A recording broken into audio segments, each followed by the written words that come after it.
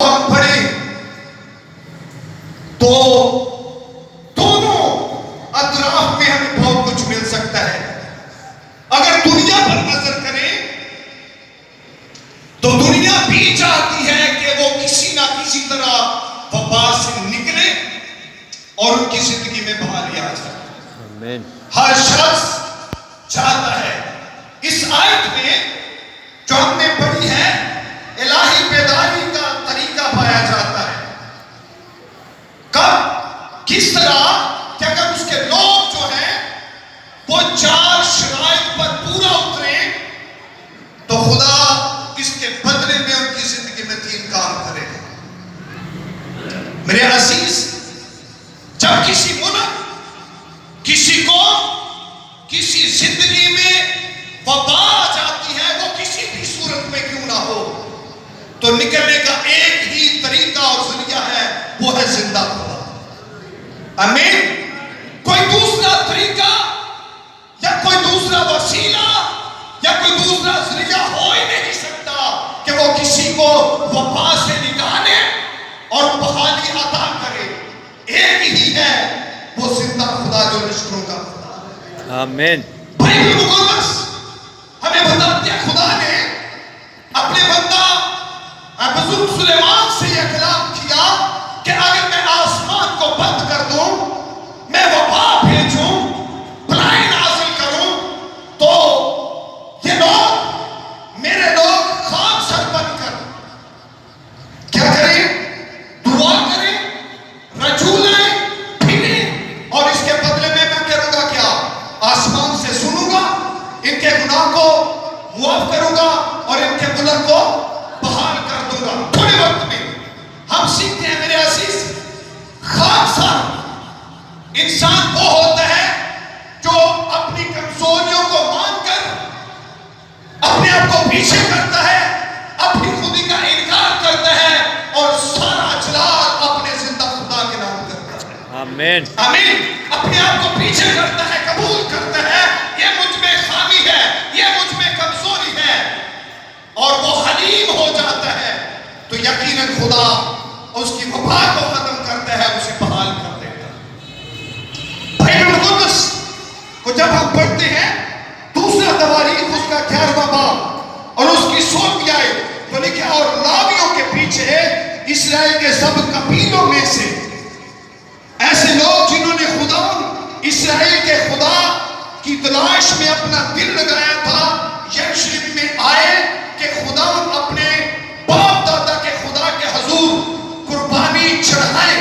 یہ یربعام کے وقت کی بات ہے کہ جب 2 مذہب بن چکے تھے، ایک تو زندہ خدا کا مذہب، اس کے برعکس جو ہے ایک دوسرا مذہب تیار ہو چکا تھا. اب غور کریں، سلطنت ڈیوائڈ ہوئی تھی، لیکن یہ شخص قابل تھا یربعام بھی. جب اگر آپ بائبل کو پڑھیں تو یہ بھی ایک قابل تھا، لیکن اس نے پورا ٹرسٹ خدا پہ نہیں کیا. خدا نے بادشاہ کا عطا کی، بہت زیادہ لوگ بخش دیے، لیکن اس کے اندر ایک کھٹکا جو تھا وہ یہ تھا کہ اگر یہ لوگ جو ہیں یہ یروشلم میں زندہ خدا کی عبادت کرنے کے لیے جائیں گے تو پھر میری سلطنت جاتی رہے گی، یہ اپنے باپ داؤد کی طرح مائل ہو جائیں گے. کیا اس نے بڑا گناہ کیا. دیکھیں، سامریا سے دان تک لوگوں نے بت پرستی شروع کر دی. انہوں نے ایک مذہب بنایا اور کیا کہا کہ سن اے اسرائیل، یہ تیرا خدا ہے جو تجھے ملک مصر سے نکال کر لائے. یہ بہت بڑا خدا، یہ اس کے لیے بندہ بن گیا، اس کے لیے ہی نہیں بلکہ ساری قوم کے لیے. تو جب زندہ خدا کے سامنے آپ اپنی زندگی میں، اپنے گھرانے میں، اپنے ملک میں کسی اور کو کھڑا کر دیں گے، پھر وبائیں نہ آئیں تو اور کیا ہے، پھر بیماریاں نہ آئیں تو اور کیا ہے، پھر پرستی نہ آئے تو اور کیا ہے، پھر دکھ مقدر نہ بنے تو پھر کیوں اور کیا ہو. کیونکہ دکھوں کو سکھ میں بدلنا کسی دوسرے کا کام نہیں ہے، تو زندہ خدا کا. آمین. آمین. اور میرے عزیز، جب بنایا گیا تو بائبل مقدس کہتی ہے کہ لوگ شمالی سلطنت کے لوگ جو ہیں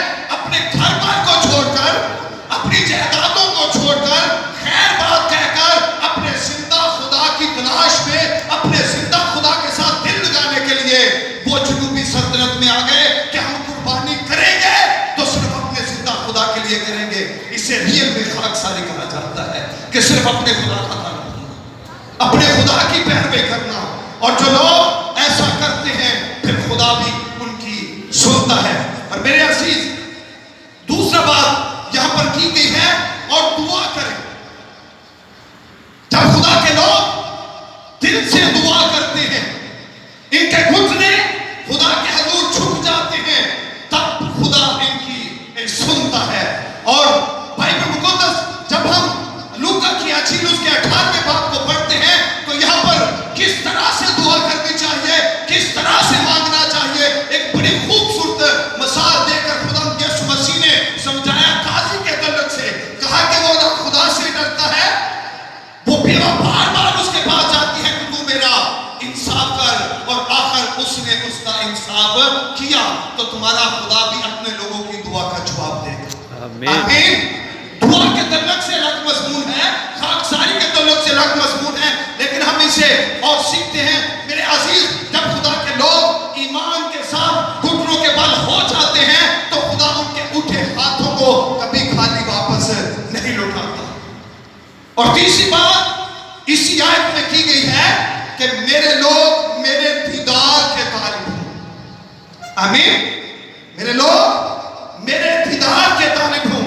اور جب ہم زبور 27 اس کی 8ویں آیت کو پڑھتے ہیں تو لکھا جب تو نے فرمایا کہ میرے دیدار کے طالب ہو تو میرے دل نے تجھ سے کہا اے خداوند میں تیرے دیدار کا طالب رہوں گا. کاش کہ ہر دل کے اندر سے یہی دعا نکلے. آمین. ہر بندہ ایسی دعا مانگے, ہر بندے کی خواہش یہی ہو. اور یاد رکھیں جواب ملا کیا ہے, خدا اگر تو چاہتا ہے کہ ہم تیرے دیدار کے طالب ہوں تو میں نے بھی اپنے دل میں ٹھان لیا ہے, مصمم ارادہ کر لیا ہے کہ میں تیرے دیدار کا طالب رہوں گا. اور دیدار کے طالب ہونے کا مقصد یا مطلب جو ہے وہ یہ ہے کہ اپنا رشتہ, شخصی رشتہ جو ہے اپنے خدا کے ساتھ مضبوطی کے ساتھ استوار کرنا, مضبوطی کے ساتھ اپنی ریلیشن شپ کو قائم رکھنا, بحال رکھنا, اپنے رشتے میں درار نہ آنے دینا اور اپنے رشتے کو تھامے رکھنا. اور میرے عزیز وہ لوگ جو اپنے خدا کے ساتھ گہری ریلیشن شپ رکھتے ہیں, رفاقت رکھتے ہیں, رشتے کو جان کر زندگی گزارتے ہیں, خدا کی حضوری روح القدس کی رہنمائی میں چلتے ہیں, یاد رکھے پھر بحالی ان کا مقدر رہتی ہے. جو لوگ خدا کی طرف اپنا چہرہ رکھتے ہیں نا تو خدا تو ان کی طرف پیٹھ کرتا ہی نہیں.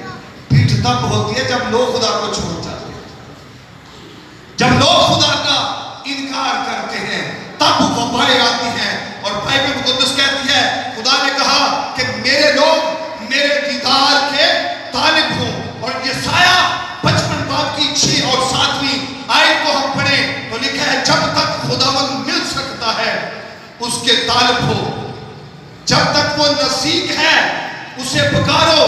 شریر اپنی راہ کو طرح کرے اور بد کردار اپنے خیالوں کو, اور وہ خدا کی طرف پھرے اور وہ اس پر رحم کرے گا ہمارے خدا کی طرف, کیونکہ وہ کثرت سے معاف کرے گا. اور جب لوگ اپنے برے کاموں سے توبہ کر دیتے ہیں, ان کو چھوڑ دیتے ہیں, ان راہوں کو جو برائی کے راستے ہیں طرح کر دیتے ہیں, اپنے خدا کی طرف پھرتے ہیں, تو یاد رکھیں بحالی ان کا مقدر ہو جاتی ہے.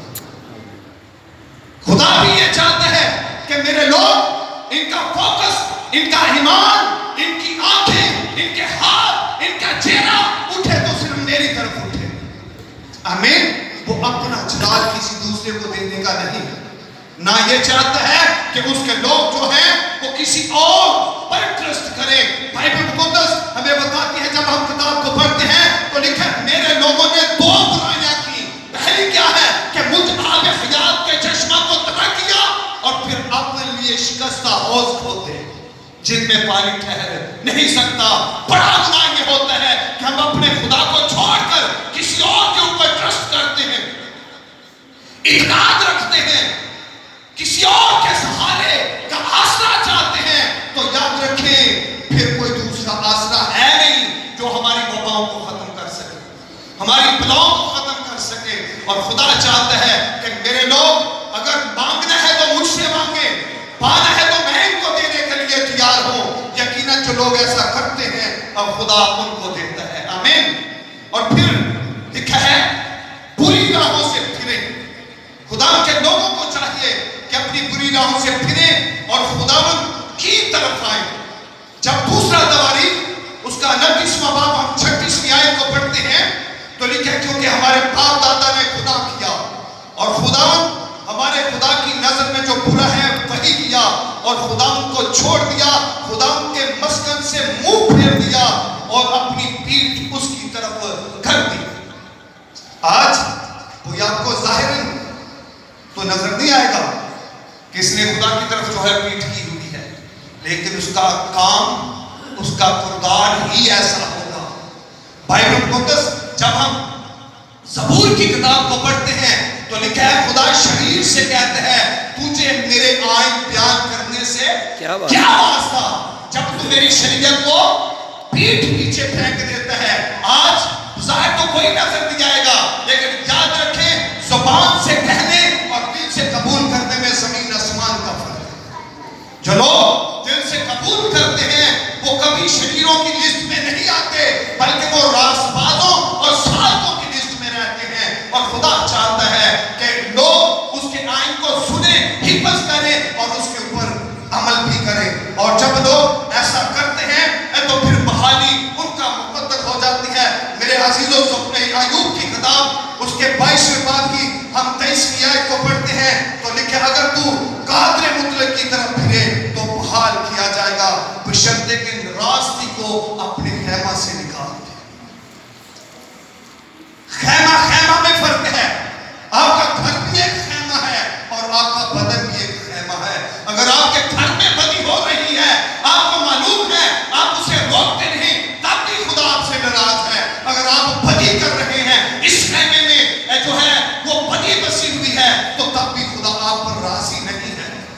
کیونکہ لکھا ہے خدا کی آنکھیں پاک ہیں, وہ بدی کو دیکھ نہیں سکتا. ہو سکتا ہے آپ کے ہسبینڈ کو نہ پتا ہو سکتا ہے آپ کی وائف کو نہ ہو سکتا ہے آپ کے باپ کو علم نہ ہو, آپ کی ماں نہ جانے, کوئی نہ جانے, لیکن سب کو جاننے والا زندہ خدا مجھے اور آپ کو جانتا ہے. ہاللیلویا.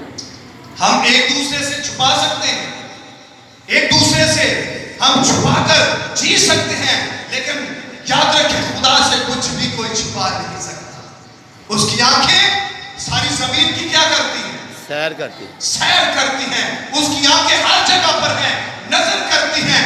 میں اور آپ یاد رکھیں ہمارے اوپر کیمرہ ہے اور مبارک وہ شخص ہے جو اپنے اوپر کیمرہ رکھتا ہے. ہم دوسروں کے اوپر کیمرہ رکھتے ہیں. ہم زبور گاتے ہیں اپنے راہ دی میں راکھی کراں گا میں تو نہ ہو قصور زبردہ. اور بڑا کام پتہ کہ تو ریاضی دنیا دی راکھی نے کر دیا اپنی اوپر ہو جاتی ہے. سارے تو مشکل راکھی ہے اپنی. موبائل کو بندے جڑا اپنی راکھی کرتے ہیں تے غالب آ جاتا ہے. اسی دوجیاں دے کیمرے بڑے فٹ کیتے ہوندے نے, فلانا کی ہے, فلانا کی کرتا ہے, فلانا کی ہے, لیکن اچھا انسان ہوئے جڑا اپنے تے رکھتا ہے. کیونکہ ہم سب کی مووی ریوائنڈ کی جائے گی. جو کچھ ہم نے کیا ہوگا اندھیرے میں, اجالے میں, روشنی میں, اکیلے میں, ہجوم میں, سب کچھ سامنے آ جائے گا. کوئی اس سے چھپا نہیں سکتا. تو بائبل مقدس کہتی ہے اگر کوئی شخص بحالی چاہتا ہے تو اگر اس کے خیمے میں, اس کی زندگی میں گناہ ہے تو اسے نکال دے. قادر مطلق خدا اسے بحال کرے گا. یقین جانے جو بلند گناہوں سے توبہ کرتے ہیں, ایک وقت آیا کہ نینوا کے لیے موت کی وبا کا اعلان کر دیا, کسی دوسرے نے نہیں. خدا کا کلام پاک کہتا ہے کہ خدا کا کلام اس کے بندہ بزرگ یونا پر نازل ہوا کہ جہاں بڑے شہر نینوا میں میں نینوا کو تباہ برباد کرنے والا ہوں. تو بائبل مقدس کہتی ہے آپ سارے اس ہسٹری سے واقف ہیں. پہلے بہن تو وہ جانے نہیں چاہتا. خدا نے بھیجا کہاں پر؟ نینوا. تو بزرگ جی کہاں کو چلے؟ ترسیس کو. آج بھی ایسا خدا کچھ اور چاہتا ہے, انسان کچھ اور کرنا چاہتا ہے. کیونکہ خدا کی چاہت, خدا کے اندر جو بات ہے, خدا چاہتا ہے کہ یہ وہاں پر جائے اور منادی کرے لوگ جو ہیں وہ موت سے بچ جائیں, لیکن اس کے اندر اس کا دل نہیں چاہتا. آج میں اور آپ کی اگر اپنی زندگی پر غور کریں تو کم وہ لوگ ہیں جو خدا کی چاہت کو اپنی چاہت مانتے ہیں, جو خدا کی مرضی کو اپنی مرضی مانتے ہیں. یاد رکھیں بائبل مقدس میں لکھا ہے اے خدا خوشی اس بات میں ہے کہ تیری مرضی کو پورا کرنا. آمین. خوشی اس بات میں ہے کہ تیری مرضی پوری ہو. اور یاد رکھیں جن لوگوں کی اس بات میں خوشی ہوتی ہے کہ وہ اپنے خدا کی مرضی کو پورا کریں تو قادر مطلق کی ہوا خدا یسوع مسیح آپ کی مرضی کو پورا کرے. آمین. آمین. جو کچھ آج تک نہیں پا سکے, جو کچھ ہمیں نہیں مل سکا, ہم گھٹنوں کے بھل ہو جائے اور خداوند کے حضور اس کی مرضی کو پورا کرنا شروع کر دے. اپنی زندگی کا دستور بنائے کہ ہم نے زندگی کے ایک ایک قدم میں اپنے خدا کو خوش کرنا ہے, اپنے خدا کو راضی کرنا ہے, تو پل پل آپ کا خدا آپ کو خوش کرنے کے لیے تیار ہے. اس کے بازو کھلے ہوئے. ایک گاؤں میں ایک بڑی وبا آ گئی. وبا کیا تھی کہ ایک شیر آتا ہے, ان کو اجاڑتا ہے, ان کے جھنڈوں کو پھاڑتا ہے, برباد کرتا ہے. لوگ تنگ آ گئے. کسی مرد خدا کو بلایا, کسی بندہ خدا کو بلایا کہ جناب آئیں اور ایک ایسی وبا شیر کی صورت میں ہمارا پیچھا کر رہی ہے. کسی بچے کو اٹھا کر لے جاتا ہے, کسی بزرگ کو پھاڑ جاتا ہے, جو بھی اس کا سامنے آ جاتا ہے اسے نقصان پہنچاتا ہے. ہم بڑے تنگ ہیں, ہم اس کا مقابلہ نہیں کر سکتے.